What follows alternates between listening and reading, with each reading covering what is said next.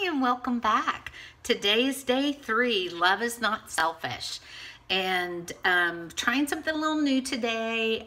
Instead of recording on my phone, I'm recording through YouTube. And I can't get my little remote clicker thing to work without, well, it only wants to change the volume, so I can't make it work.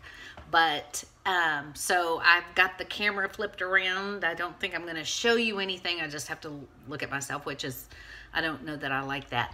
But there may be something to that. Anyway, hopefully this will work. If not, I will just have to do it again. So love is not selfish. And this is a deep one, folks. The scripture sounds simple enough, but for me, well, okay, it was a deep one for me. Let me put it that way. Be devoted to one another in brotherly love. Give preference to one another in honor. Romans 12:10. And, you know, in today's society with the me first, and look out for me, and do this for me, and instant gratification, selfishness is pretty much, I hate to say the standard, but if you look at society as a culture, it's definitely pretty high up there, to meet your needs first. And that's a really fine line, I think, between meeting your needs and being selfish. And I'm going to use someone very close to me. I won't say who, but when I describe the situation, and if you're watching this video, then you know I'm using you as an example. She is one of the most giving, God-serving women I have had the pleasure of ever knowing. But she gives to an extent sometimes that she always puts herself out of the equation. And if she doesn't take care of herself, she can't take care of others. So it is a fine line, and please don't take this particular day as one of saying, okay, don't take care of yourself, because that's critical in so many senses, to take care of yourself, physically, spiritually, emotionally, because if you are tapped out, you can't serve others. You can't make others a priority of your day. And part of that is letting God refill your tank. And so we'll put that to the side and talk about the more extremes of selfishness, of putting your desires, your wants in front of what others need. That God has put you in your circle of influence to care for.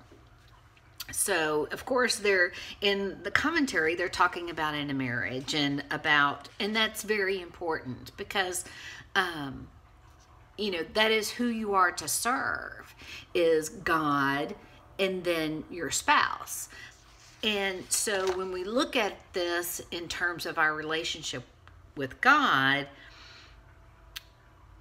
I'm looking at it solely as, Lord, how can I truly put you first, and to meet your needs through others? And I hope that makes sense. One thing that they put in the commentary is that how critical motive is. And if you are doing something to say in the end, look at me, well, you know, the true colors kind of show through, don't they? In terms of, if I'm doing this to look good, then I'm being selfish. So, and that's one of the things, like, gosh, when I write, is that's a fine line for me.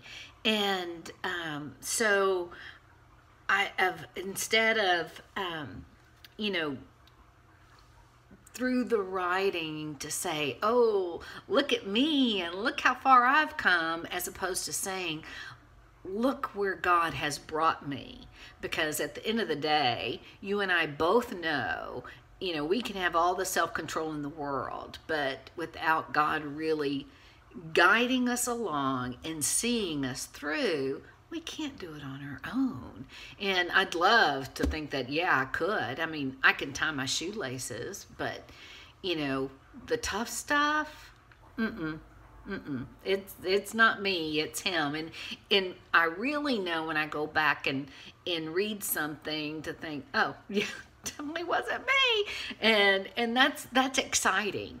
So, anyway, that kind of got sidetracked there, but, you know, to go back to the commentary, and that it says, love is never satisfied except in the welfare of others. And that's a weighted sentence to really let saturate your spirit of, you know, that my acts of love, and love is a verb. It's not just, you know, that cushy little feeling, and that's affection. But love is a verb. It's action. And so that the things that it leads to in terms of your relationships, your relationship with God, your relationship with your, you know, your spouse, your family, your, you know, friends, coworkers, acquaintances, the stranger on the corner. It's at the end of the day, in developing the characteristic of love, it brings us to a higher sense of purpose, so to speak. And I think that's where this whole day is going with love is not selfish. And one thing that they wrote in here, it said, you get a chance to lose yourself to the greater purpose of marriage. And I took out that little chunk, to lose yourself to the greater purpose of fill in the blank. And what that spoke to me was the whole purpose of why I originally did this dare was to help make God my number one priority in not just a day or 2 days, a week, a month, a year, in my everyday life, and to make my love for him obvious through what Beth Moore calls your holy habits. And so what I had put was to lose myself for the greater purpose of knowing him more intimately. And you know, and I wrote this 5 years ago. It's still true today. But it's still, even though it's a habit, I mean, I still stumble sometimes more often than I'd care to think about, but just, you know, every day is a new day and to start again. And so if you're a negative thinker, like I, you know, spent many years being that, I would always think the negatives first, and as opposed to the positives, the negatives about myself. And just kind of, you know, push that aside and say, okay, Lord, what's my motive? How can I sacrifice myself for you? And do I look to please myself before others?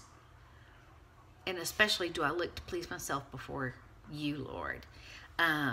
Those are some tough questions. And I just, honestly, when I went back and reread that, those are the things that stuck out to me was, wow, okay, you know, I still have work to do.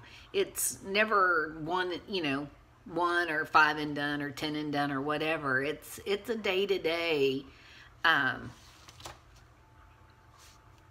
path that we all have to choose. So the dare for today was whatever you put your time, energy, and money into will become more important to you. It's hard to care for something you are not investing in. Along with restraining from negative comments or actions, do something that says, I was thinking of you today. And where I went with my dare with God was to think about how I show God I'm invested in a relationship with Him. And then what gift offering do you have for God today? Write some of the things you might do or refrain from doing to show others God is invested in them too. And then for your prayer, ask God for guidance to show you ways you can become more deeply invested in your relationship with Him. And folks, I would really encourage you to spend as much time as you can in this particular day. It's like I said, this one's heavy, and but it's so rich in what God can show us, and just to take your time. This is day 3 of week 1, and don't rush this process. There's just so much God has for us in the time that we spend with Him, and to sometimes just be still and listen to what He's trying to share with us. And that's kind of hard. I know we all have really busy schedules. There are days that we just don't feel like it, and then those are the days that we probably need it the most. So I'd encourage you just to stay steady. We're at the end of week 1, and next week we have 3 more days, and then week 3 we're going to pick up with 4 days, and week 4 we'll have 4 days as well. But I hope you've enjoyed this week, and I hope that you're learning to see that this isn't about how you relate to your spouse, but the end effect is that it will relate to your spouse. Or if you're not married, I'm not married, that's just fine. But it does affect how you relate to others. And that's the exciting thing, is that as we grow with God and our love for Him, it just has a natural transition to flow to others. And I think that is just something that's pretty amazing. So I hope you have a wonderful rest of your week, and that you're able to spend time. If you have questions, comments, please post. I will do my best to respond in the best way I can to each of them. This is new for me too, so we're all doing something new, and I've never really had people comment on my blog very much. So if there are comments, it's going to be exciting, but it might be a little intimidating too. But I know through God, we'll take it one day at a time, one comment at a time, and see what He shows us. I'm sure we have something all to learn. So blessings to each of you, and I will see you with day 4 of the Love Dare.